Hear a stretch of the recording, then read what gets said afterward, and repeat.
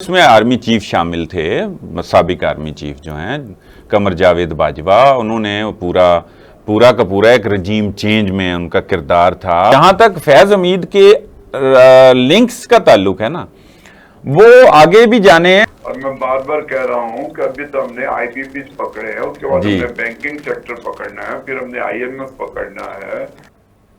السلام علیکم ناظرین، پروگرام انفیکٹ میں خوش آمدید۔ ناظرین، بجلی ایک عام مسئلہ بن چکی ہے، ہر ایک کے لیے بجلی جو مہنگی کی گئی ہے وہ ایک سردرد بن چکا ہے۔ اسی حوالے سے وزیر اعظم نے آج ڈسکوز کے ممبران سے بجلی کے نظام کے حوالے سے گفتگو کی ہے، اس کا جائزہ لیں گے۔ اور آپ یہ بھی جانتے ہیں کہ ایک سابق جنرل فیض حمید گرفتار ہو چکے ہیں۔ ان کی گرفتاری کے سیاست پر کیا اثرات مرتب ہوں گے، بلکہ پاکستان کے پورے نظام پر کیا اثرات پڑنے والے ہیں، اس کا بھی جائزہ لیا جائے گا۔ اور پاکستان کے ہیرو 14 اگست سے پہلے پاکستان پہنچ چکے ہیں، پیرس اولمپکس میں گولڈ میڈلسٹ ارشد ندیم پاکستان آ گئے ہیں۔ آج وزیر اعلیٰ ان سے ملاقات کی ہے، انہوں نے کیا کیا انعامات انہیں ملے ہیں، اس کا بھی جائزہ لیا جائے گا۔ سائد صاحب ہمارے ساتھ موجود ہیں۔ سائد صاحب، سب سے پہلے تو جنرل فیض حمید کے حوالے سے بات کرتے ہیں۔ ان کی گرفتاری ہو گئی ہے، جیسے کہ آپ نے یہ بھی کہا تھا کہ وہ ہر جماعت کے جو ہے نا وہ منظور نظر ہیں، تو ان کی گرفتاری کون سے نیا پنڈورا باکس کھولنے والی ہے؟ ان کی گرفتاری بہرحال ایک تو پورا ایک سمبل ہے۔ یہ گرفتاری جو ہے یہ اپنی جگہ پہ ایک بہت بڑا بریک تھرو ہے، ایک بڑا دھماکہ ہے یہ پاکستان کے نظام سیاست میں، اور ایک اوورآل بھی دنیا کے حوالے سے بھی، اور دنیا بھی اس پہ نظر جمائے بیٹھی ہے کہ کیا ہوتا ہے۔ خاص طور پہ ہمارے جو ذرا دشمن ممالک ہیں وہ اس کا پروپیگنڈا بھی کر رہے ہیں۔ تو یہ گرفتاری خالی ایک فیض حمید کی گرفتاری، چونکہ وہ ایک شخص کا نام نہیں ہے۔ فیض حمید ظاہر کور کمانڈر بھی رہے ہیں، ڈی جی آئی ایس آئی بھی رہے ہیں، اور اس کے علاوہ ان کا پی ٹی آئی کے ساتھ بڑا خاص تعلق جو ہے نا وہ رہا ہے۔ مطلب یہ نہیں کہ الزام ہے، یہ بڑا واضح سا ہے۔ ایسے مطلب اس میں کیا، اب ہم لیت لال سے کام لیں، ہم ذرا ناظرین کو سیدھی بات کیا کریں، بتائیں۔ اور یہ سمپل سی بات ہے کہ ان کا رابطہ ٹھیک تھا یا غلط تھا یہ الگ بات ہے، تعلق تھا، انہوں نے سپورٹ دیا، پورے ادارے نے ایک وقت میں سپورٹ دی تھی، اس میں آرمی چیف شامل تھے، سابق آرمی چیف جو ہیں قمر جاوید باجوہ، انہوں نے پورا کا پورا ایک رجیم چینج میں ان کا کردار تھا، پورے ادارے کی حیثیت سے یہ کام ہوا، لیکن ادارہ پھر جو ہے نا اس کی پالیسی چینج ہو گئی، اور اس کے بعد جو ہے یہ کھڑے رہے یہ لوگ، اور بھی جس طرح بہت سارے اور لوگ ہیں۔ اب یہ جو ان پہ ایک خاص الزام ہے نا کہ یہ خاص نجی ہاؤسنگ سوسائٹی کا جو انہوں نے دعویٰ بولا، اور وہاں پر انہوں نے کاغذات ان کے اٹھائے اور اس کو ہتھیا لیا، اینٹ لیا پورا کا پورا ان کا سسٹم، اور پلاٹ جو ہیں وہ اس پہ قبضے شروع کر دیے۔ یہ ساری باتیں بے شک یہ اپنی جگہ پر ایک سوال ہے کہ ایک حاضر service D G I S I کی طرف سے یہ بہرحال ایک کرائم ہے اگر وہ ایسے کیا، اور ادارے کی طرف سے یہ نہیں ہے، تو یہ تو ہے ہی ہے۔ لیکن یہ جتنے ان پر دیگر الزامات ہیں اس حوالے سے یہ قدرے چھوٹا کیس ہے۔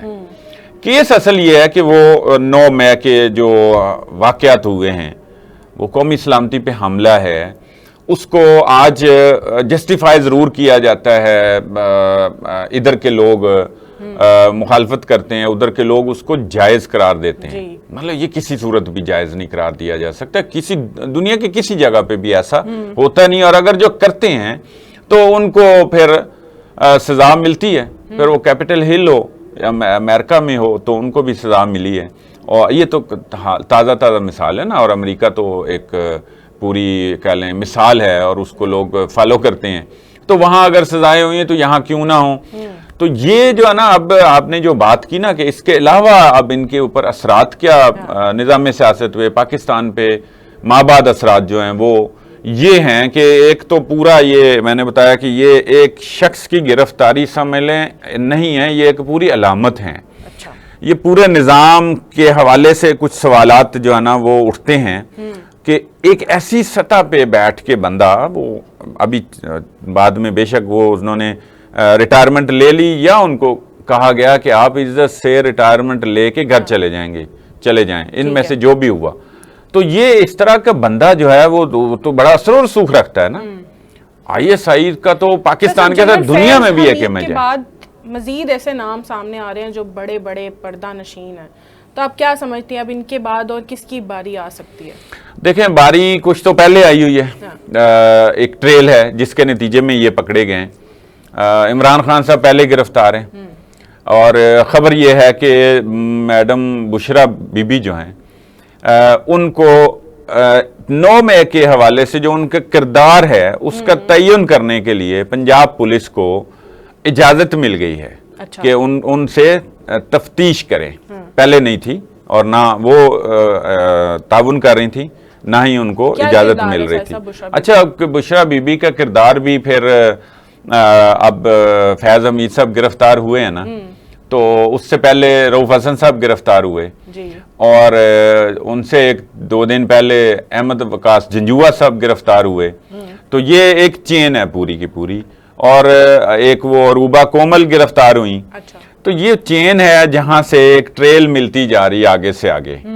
تو اب فیض حمید گرفتار ہوئے ہیں, تو اب مجھے یہ بتائیں کہ فیض حمید جو ہیں وہ ساری چیزیں اپنے اوپر تو نہیں لیں گے نا, جو سیاسی بھی ہیں تو وہ بتائیں گے نا کہ مجھے کس نے کیا کہا, عمران خان نے کیا کہا, میڈم بشرا بی بی نے کیا کہا, یا ان کا کیا کردار ہے. تو وہ اب تو چیزیں سامنے آنی ہیں. اب یہ ایک تو یہ چیزیں ہیں کہ جی اس حوالے سے فیض حمید صاحب کے بعد اور پہلے جو چیزیں ہوئیں اور ان کے بعد بھی کچھ چیزیں اور آنی ہیں اور لوگ گرفتار ہونے. مسئلہ یہ ہے کہ فیض حمید اکیلے تو نہیں تھے, وہ تو آئی ایس آئی کی بات ہو رہی تھی, وہ ایک بڑا نام ہوتا ہے, بڑا روب ہے اس کا, ایجنسی ہماری پاکستان کے ساتھ پوری دنیا میں اس کا ایک روب ہے. اس کے ڈی جی رہے ہوں تو ان کے کہاں رابطے ہوتے ہیں. ٹھیک ہے نا. فیض حمید کی گرفتاری کا سب سے بڑا دھچکا کس کو لگا ہے؟ اتنی خاموشی چھائی ہوئی ہے, رد عمل کہاں سے آئے ہیں؟ نہیں, وہ رد عمل کیا آنا, رد عمل تو بہرحال بظاہر تو پوری دنیا میں خاموشی ہے, اور ان کی گرفتاری کے بعد لوگ سہم بھی گئے, تھوڑے دبک گئے ہیں, اور انہوں نے ابھی ان پہ ایون تبصرے بھی نہیں کیے.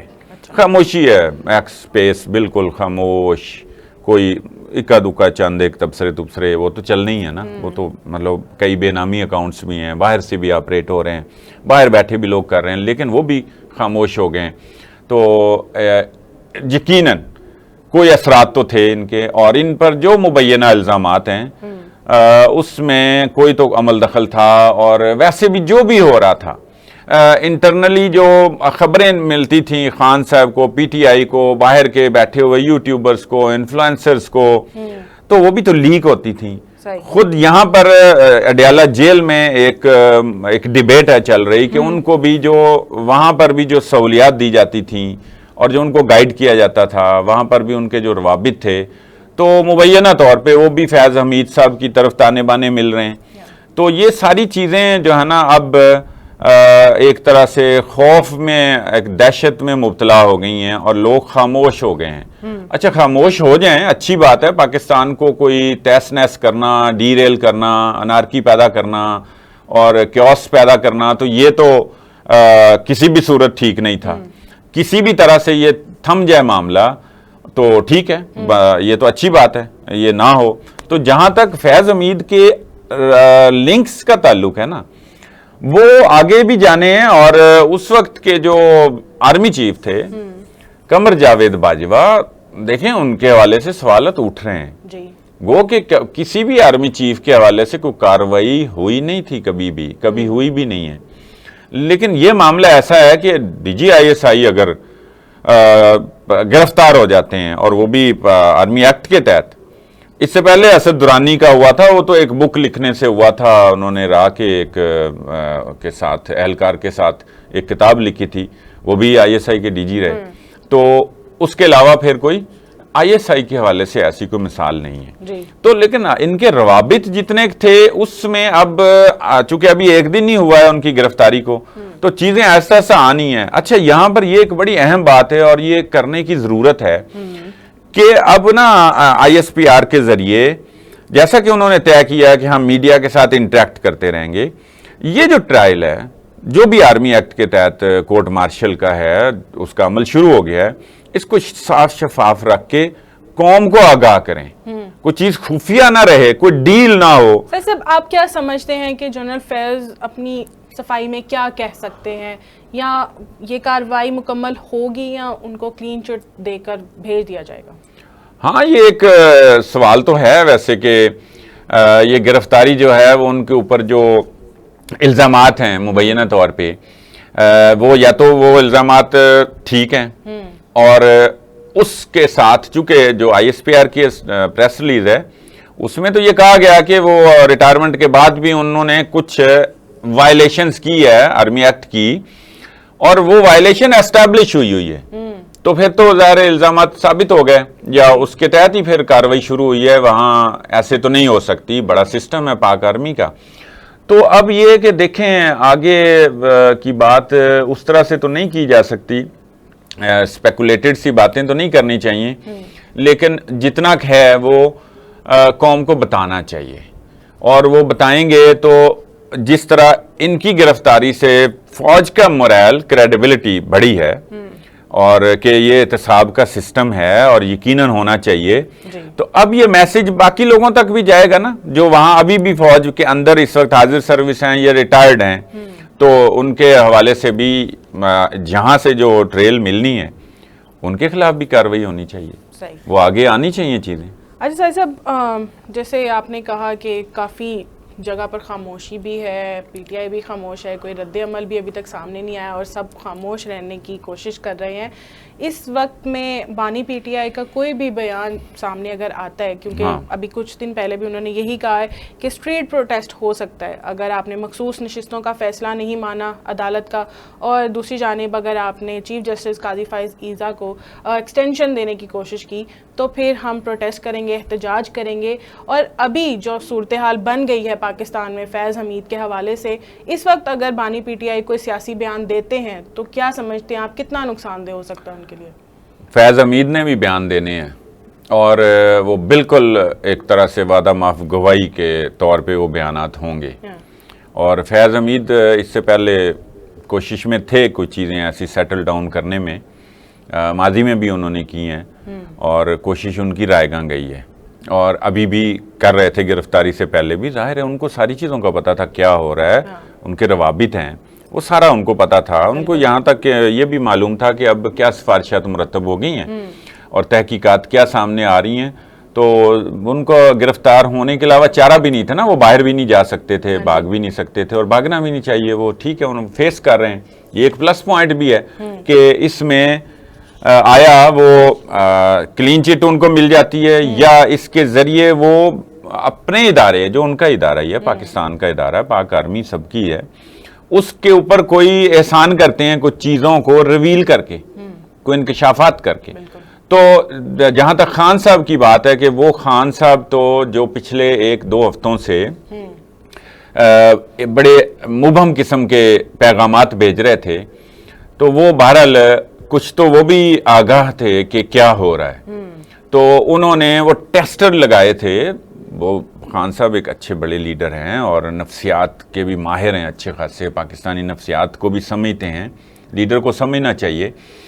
انہوں نے سمجھ لیا تھا کہ یہ جو صورتحال بن رہی ہے نا، یہ اب مزید شکنجہ سخت ہونے جا رہا ہے، اور اس میں جو ہے نا میں بھی زیادہ مشکل میں آ سکتا ہوں۔ تو جیسے احمد وقاص جنجوعہ کی گرفتاری ہوئی تو اس کے بعد ان کا اور تھوڑا سا نرمی پیدا ہوئی، رؤف حسن گرفتار ہوئے تو اور زیادہ نرمی پیدا ہوئی، اور یہ اطلاع بھی ان کو جا رہی تھی، فیض حمید صاحب کو اطلاع تھی تو گویا خان صاحب کو اطلاع تھی۔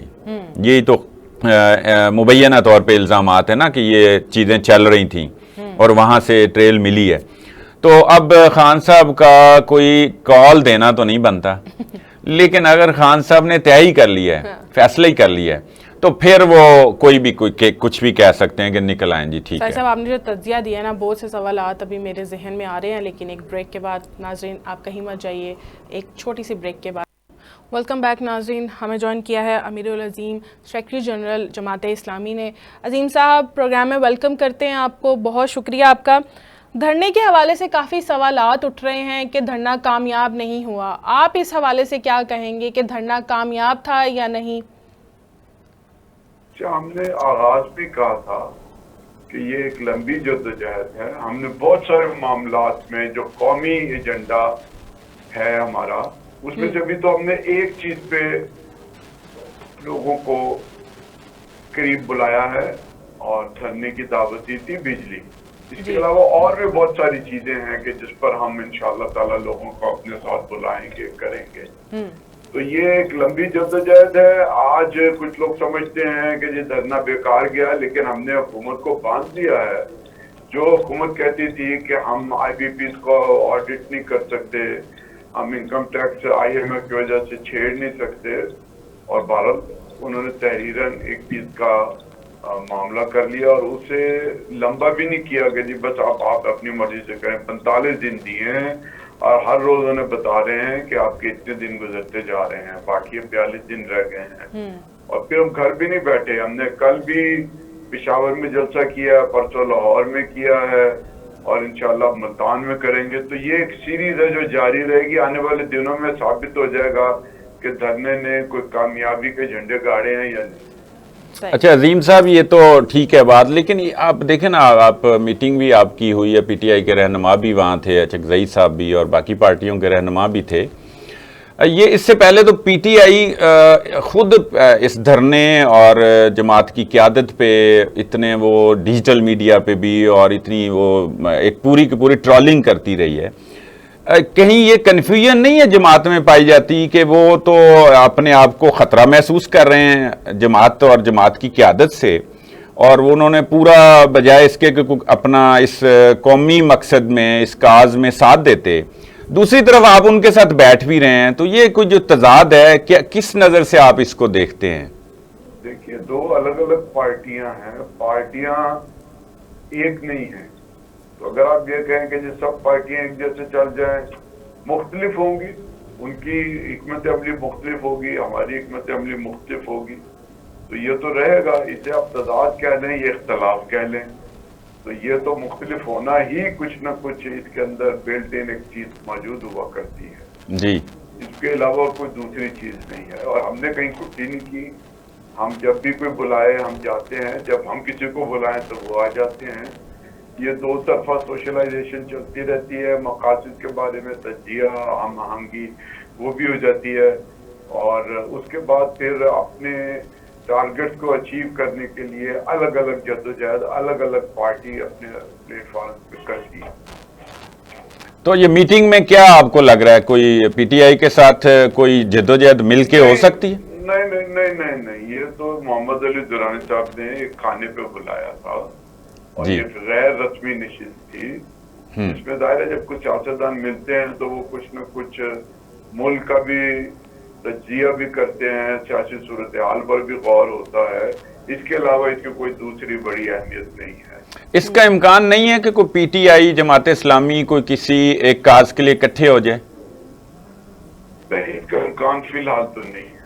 اچھا, آپ سمجھتے ہیں کہ یہ نہیں ہو سکتا؟ کوئی حکومت گراؤ تحریک جب اگر پیدا ہو جائے, شروع ہو جائے, یہ 45 دن 42 دن رہ گئے ختم ہو جائیں, تو پھر بھی امکان ہے, چونکہ لوگ اس حوالے سے بہت خواہش رکھتے ہیں. دیکھو, خواہشات اپنی جگہ پر ہیں, لیکن ماضی کے جو تجربات ہیں کہ ایک مشترکہ پلیٹ فارم میں پھر بالآخر جب کامیابی کے قریب پہنچتے ہیں تو بڑی پارٹیاں کہیں نہ کہیں ٹریک ٹو ڈپلومیسی میں چل جاتی ہیں, مذاکرات ہو جاتے ہیں. ماضی کا ریکارڈ یہی ہے. جی, آنے والے دنوں میں یہ ممکن ہوگا کہ اپنے اپنے پلیٹ فارم سے جدوجہد کریں. ضروری نہیں کہ الائنس کے ذریعے ہی کوئی جدوجہد کی جائے. ہمارے ہاں دونوں طرح کی مثالیں موجود ہیں. جیسے چیف جسٹس کی بحالی کے لیے الائنس تو نہیں ہوا تھا, لیکن ہر پارٹی اس اسٹرگل کے اندر شریک ہو گئی تھی. ہاں جی, تو میرا خیال ہے کہ یہ بھی ایک راستہ ہے کہ بھئی آپ مقاصد سے اتفاق کر لیں اور اپنے اپنے طور پہ ان مقاصد کو اچیو کرنے کے لیے کام شروع کر دیں. اچھا عظیم صاحب, اگر یہ 42 دن بھی گزر جاتے ہیں اور حکومت اس کو ٹائم گینی کر کے تو نپٹا دیتی ہے اور عمل درآمد نہیں ہوتا, جو بھی معاہدہ ہوا, جو بھی چیزیں ہیں, تو کیا پالیسی ہوگی جماعت اسلامی کی, کیا اسٹریٹجی ہوگی احتجاج کی؟ دو لفظ ہیں, آپ نوٹ کر لیجئے. ہاں جی, اور وہ ہوگا ایکسپوز اور ڈسپوز. ایکسپوز اینڈ پہلے میں ایکسپوز کریں گے اور پھر ڈسپوز کریں گے. Dispose of. ہاں, کوئی دوسری بات نہیں ہے اس کے اندر. اور میں بار بار کہہ رہا ہوں کہ ابھی تو ہم نے IPPs پکڑے ہیں, اس کے بعد ہم نے بینکنگ سیکٹر پکڑنا ہے, پھر ہم نے IMF پکڑنا ہے, پھر اس کے بعد کچھ اور بھی ایسی چیزیں ہیں کہ جب وہ لوگوں کے سامنے لے کر آئیں گے تو انشاءاللہ تعالی وہ عوام کی ترجمانی بن جائیں گی. جنرل فیض حمید کے حوالے سے حافظ نعیم الرحمان صاحب نے تو خاموشی اختیار کی ہے, آپ کوئی کامنٹ کرنا چاہیں گے؟ فوج کا معاملہ ہے, صاف نظر آتا ہے, کچھ خاص طرح کی اس وقت مووز چل رہی ہیں, شطرنج کی ایک گیم چل رہی ہے, ایک پارٹی ایک ماحول بناتی ہے تو دوسری طرف اس کو کاؤنٹر کرنے کے لیے ایک دوسرا ماحول بنایا جاتا ہے. تو البتہ یہ ہے کہ یہ اللہ کی پکڑ بھی ہے, اس میں ایک اشارہ یہ بھی ہے کہ ہمارے جو اب کے بھی اس وقت بھی جو لوگ اسٹیبلشمنٹ کے اندر موجود ہیں, عہدوں پر موجود ہیں, انہیں خیال کرنا چاہیے کہ وہ قانون کے مطابق اور انصاف کے مطابق کام کرے. پہلے بھی ظاہر ہے کہ قانون اور انصاف کا بول بالا نہیں ہوا اور آج بھی نہیں ہو رہا. جو کل کے جو ملزم ہیں وہ آج مجرم بن رہے ہیں, اور جو آج بیٹھے ہوئے ہیں اور بغلے میں جا رہے ہیں وہ کل بھی مجرم ہو سکتے ہیں یا ملزم ہو سکتے ہیں. جی بہت شکریہ عظیم صاحب. بہت شکریہ عظیم صاحب آپ کا.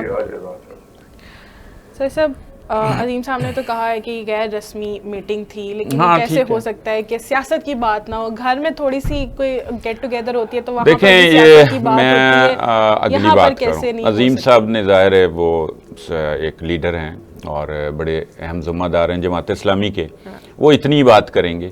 جو جن کا وہ نام لے رہے ہیں, جن کے گھر میں محمد علی دورانی صاحب ہمارے بھی دوست ہیں, انہوں نے میٹنگ جو کی ہے نا, وہ ایک پورے کا پورا ان کا ایک ٹریک ریکارڈ ہے. وہ ایسے نہیں میٹنگز کرتے, وہ کسی نہ کسی کی بنیاد پہ, کسی چیز کی بنیاد پہ وہ میٹنگ کرتے ہیں, اور جب ان کو کوئی ٹاسک دے دیا جاتا ہے تو وہ پھر نکلتے ہیں. یہ ابھی ابتدا ہے. وہ ہمیشہ ان کا ایک پورا کردار رہا ہے, ہمیشہ جب ضرورت پڑی ہے وہ مفاہمتی سیاست کرنے کے ماہر ہیں. لوگوں کو اکٹھا کرنے کے لیے وہ اکثر آتے ہیں, میدان میں آتے ہیں, اپنا رول ادا کرتے ہیں, اور بہرحال وہ ملک و قوم کے لیے, ملکی اداروں کے لیے, ملکی سیاست کے لیے یہ کردار ادا کرتے رہتے ہیں. تو یہ میٹنگ اتنی لائٹ نہیں ہے جتنی عظیم صاحب کہہ رہے ہیں, اور اتفاق سے صرف ان کو اکٹھا کرنا ہے. ان کے تو بڑے تعلقات ہیں, ہمیں تو نہیں انہوں نے کھانے کے لیے بلایا. تو وہ انہوں نے یہ کسی ابتدا کی ہے کسی چیز کی, اس میں کچھ چیزوں پہ جو تھوڑا بہت رپورٹ ہوا ہے کہ جزوی طور پہ, جیسے عظیم صاحب کہہ رہے تھے کہ جزوی طور پہ تھوڑا سا چیزیں ڈسکس ہوئی ہیں, اپنے پلیٹ فارم پہ ایک چیز کرنی ہے. تو وہاں جو بھی چیز کرنی تھی, جو بھی میسیج دینا ہوگا, جو کرنا ہوگا, جو بھی دورانی صاحب کا مقصد تھا, انہوں نے وہ بھی پورا کیا ہوگا. ان کے نمبر بھی پورے ہیں اور اکٹھے بھی ہو گئے ہیں, اور اکٹھے ہوں گے یا نہیں ہوں گے وہ علیحدہ بات. کے خلاف ہی پھر ہوگا تو حکومت کو اس سے کتنا خطرہ ہو سکتا ہے؟ اب دیکھیں نا, یہ اگر میٹنگ تھی اور اسلام آباد کھانا تھا, اور کوئی پشاور سے گئے ہیں, کوئی لاہور سے گئے ہیں, کوئی بلوچستان سے آئے ہیں, کوئی جو ہے نا KP سے, اور کوئی اسلام آباد سے, تو پھر وہ اتنا چھوٹا موٹا کھانا تو وہ گھر بھی کھا سکتے ہیں. تو وہ وہاں اکٹھے ہوئے ہیں, تو ایک مقصد ہی ہے نا.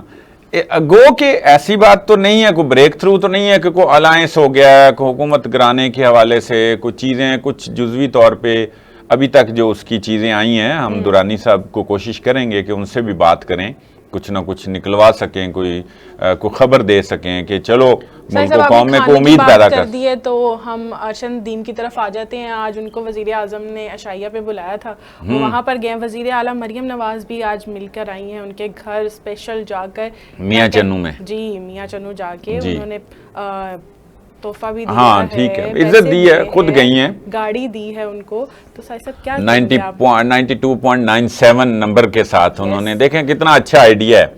یہ مریم نواز نے جو ہے نا بڑھ کے قدم کیا ہے کہ ان کی جو تھرو تھی نا, اتنی تھرو پہ انہوں نے وہ نمبر بن رہی تھی کہ وہ ایئرپورٹ پہ کیوں نہیں گئی ملنے کے لیے. ہاں, ایئرپورٹ پہ پروٹوکول کے کچھ تقاضے ہوتے ہیں, اور ہر جگہ ایسے نہیں ہوتا کہ جناب ان کو اب وزیر اعظم یا وزیر اعلیٰ ہی ریسیو کریں. ان کی ٹیم گئی ہوئی تھی, انہوں نے ریسیو کیا, انہوں نے ویلکم کیا, ہار پہنائے ہیں, سپورٹس بورڈ نے پورا تعاون کیا ہے، پنجاب کے ادارے نے وہاں گھر تک سی آف کر کے آئے ہیں پروٹوکول کے ساتھ. تو وہ جو ایک ہیرو کا، ایک چیمپئن کا جو ایک تھا، وہ ڈیو رسپیکٹ جو تھی جو دینی اس سے بھی زیادہ کیا ہے انہوں نے. بہت اچھی بات ہے، کرنا بھی چاہیے.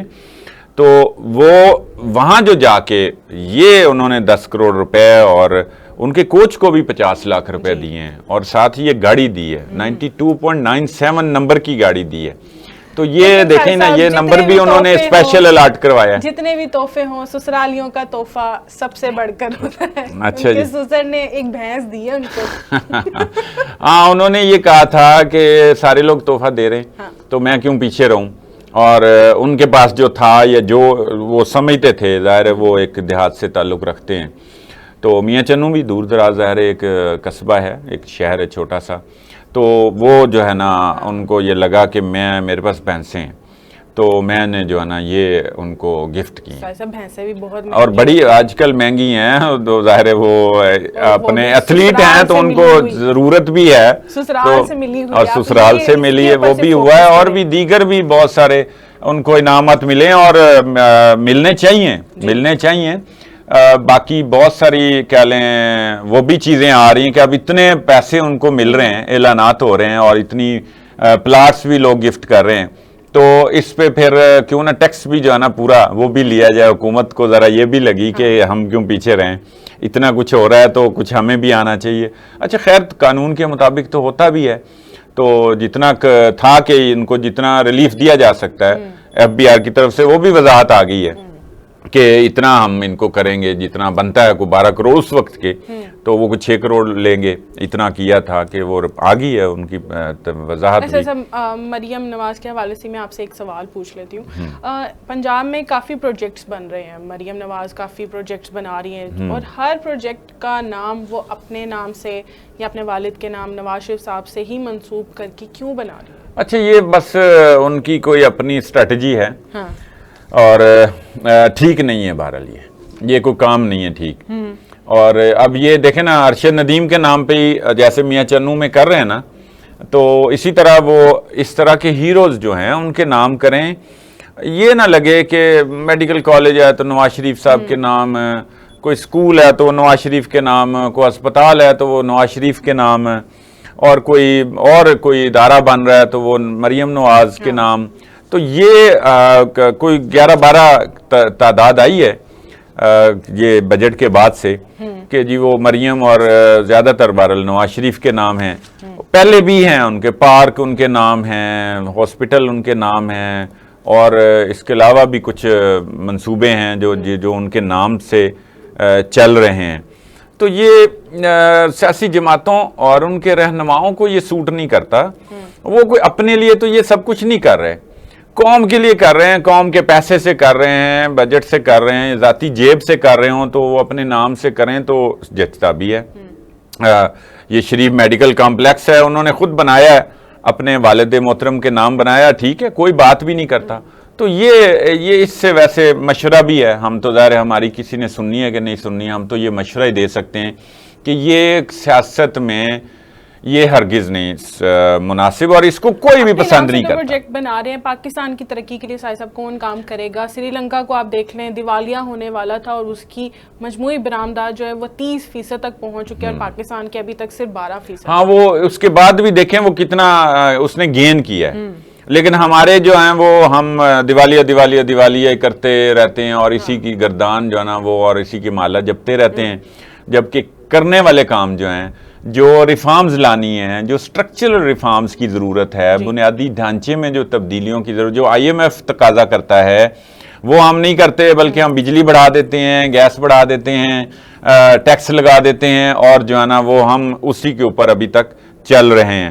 دیکھیں، ایک امید تو ہے SIFC کا ایک الگ پیرالل سسٹم ہے، یہ برآمدات درآمدات کے حوالے سے بھی، بیرونی سرمایہ کاری کے حوالے سے بھی، اور ایکشن جو اٹھانے ہیں اس حوالے سے بھی، جو مافیا کے خلاف.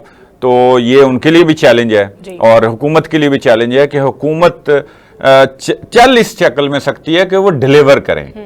ڈیلیور نہیں کریں گے تو کوئی عمران خان کسی کی بھی ضرورت نہیں. انہوں نے پھر ٹھیک کہا کہ لاوا پک رہا ہے اور صرف تیلی کی ضرورت ہے. پھر یہی بات ہے, اگر یہ ڈیلیور نہیں کریں گے تو پھر یہی, اگر اسی طرح یہ اگلے سال میں بھی داخل ہوتے ہیں تو پھر تیلی کی بھی ضرورت نہیں رہے گی.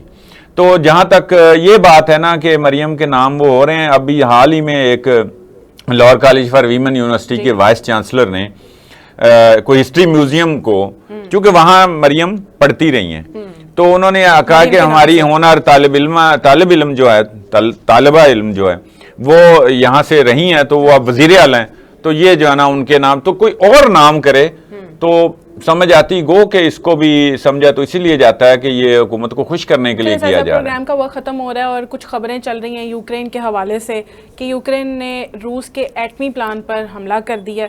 صاحب کتنی صداقت ہے اس میں, یا صرف یہ پروپیگنڈا ہی ہے؟ اچھا, یہ ابھی اس کی جو ہے نا وہ تصدیق نہیں ہو سکی, ٹھیک ہے نا, خبریں چل رہی ہیں یہ, اور یہ انٹرنیشنل میڈیا اس پہ کر رہا ہے. بالکل روس نے اس کی کوئی جو ہے نا تردید یا تصدیق نہیں کی ایسی ابھی تک کی میں بات کر رہا ہوں. لیکن اگر یہ ہے اور جس طرح کی کہا جا رہا ہے کہ اس نے کیا ہے, یوکرین نے ان کے جو ایٹمی پلانٹ ہے یوکرین کے اندر ہی, تو اس پہ حملہ کیا ہے, تو وہ تو پھر ایک حملہ جو ہے نا اس کا مطلب یہ ہے کہ وہ تو دنیا کے لیے خطرناک ہے اگر یہ ایسے ہی ہے, اور دنیا تباہ کرنے کے مترادف ہے, اور وہ تو مطلب پھر آپ کہہ لیں کہ بم پھوڑنے والی بات ہے, حقیقی محاورتاً نہیں, تو اس کے کتنے نقصانات ہیں اور دنیا پھر کس طرف چلی جائے گی. تو اس لیے اس پہ عالمی طاقتوں کو جو ہے نا وہ اس کا نوٹس لینا چاہیے اور دیکھنا چاہیے جیسے کہ ہے. تو وہ مطلب اس میں اقوام متحدہ کا بھی کردار ہے, عالمی طاقتوں کا بھی کردار ہے, وہ جو ایجنسی ہے ایٹامک ایجنسی ہے اس کو بھی, انٹرنیشنل جو ہے اس کو بھی دیکھنے کی ضرورت ہے. اگر ایسا ہے تو یہ واقعی خطرناک ہے. یہ ایک بیچ میں ابھی بات چل رہی ہے, یہ کنٹرول ہو گیا ہے, نہیں ہوا, اگر ایسا ہے تو اس کو کنٹرول کرنا چاہیے, نہیں تو دنیا تو تباہی کی طرف جا رہا ہے. مشرق وسطیٰ میں پہلے آگ لگی ہوئی وہ بڑھ رہی ہے, ادھر پراکسی وار ہی ہے ان کی ساری, امریکہ کی, اور نیٹو اس میں گھسائی ہوئی ہے, اور امریکہ دن بدن جو ہے نا اس کو سپورٹ کر رہا ہے. ایران کے حوالے سے الگ ایک ظاہر بنا ہوا ہے ایران, اسرائیل کا بھی, اور تو یہ دنیا پھر ایک دفعہ پھر کہہ لیں ایک جنگ و جدل کی طرف جا رہی ہے. تو یہ اس سے گریز کرنا چاہیے اور اس کو کنٹرول کرنا چاہیے. اب جیسے بھی کرتے ہیں, جو بھی آگ لگائی ہوئی تو پھر بجھانی بھی پڑے گی. ٹھیک ہے ساجد صاحب, بہت شکریہ آپ کا. ناظرین, ساجد صاحب کا تجزیہ آپ نے سن لیا. اپنے گرد و نواح کا خیال رکھیے اور ہمیں دیجیے اجازت. اللہ حافظ.